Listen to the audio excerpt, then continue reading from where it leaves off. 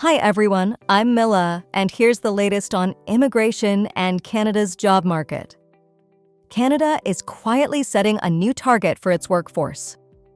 According to a new plan from Immigration, Refugees, and Citizenship Canada, the government wants at least 25% of the country's labor force to be made up of immigrants and refugees. That's right, 1 in 4 workers in Canada is now expected to be foreign-born. Just a decade ago, that number was under 23%. And if you go back to 2006, it was only about 21.5%. Compared to the United States, Canada's numbers are now much higher. The U.S. foreign-born labor force is just 19.2%, a number more in line with what Canada had 20 years ago. So what's going on? The government says it's responding to labor shortages, but here's the twist. Canada's job market isn't exactly booming. In May, only 8,800 new jobs were added, barely enough to match population growth. In fact, youth unemployment is now over 11%, the highest since the mid-1990s, not counting the COVID era. A major reason?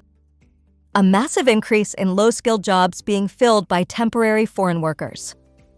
Between 2016 and 2023, the number of foreign workers in restaurants rose 634%, and in retail, it shot up by 456%. This has sparked concern not just about jobs, but also public confidence. Even the IRCC admits in its new report that fraud, human smuggling, and abuse of immigration programs are eroding trust in the system. Prime Minister Mark Carney has promised to bring immigration to sustainable levels, but even the reduced targets are still far higher than what we saw before COVID. We all know that's just for show. His agenda about immigration is the same as his predecessor, Justin Trudeau. For example, before 2020, non-permanent residents made up just 3% of Canada's population. Now, it's 7.1%, and the new target is still 5%, nearly double the pre-COVID rate. When it comes to permanent residents, Canada welcomed over 471,000 in 2023. The new target for 2025? Between 367,000 and 436,000, still much higher than the 341,000 admitted in 2019. So, what does this mean for you?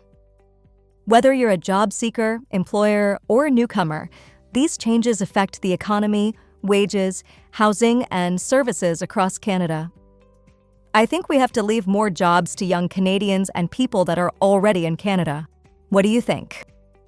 I'll be keeping a close eye on this story as it develops. If you found this video helpful, hit like and subscribe to stay updated on immigration, policy, and what the mainstream media isn't telling you. I'm Milla, and I'll see you in the next video.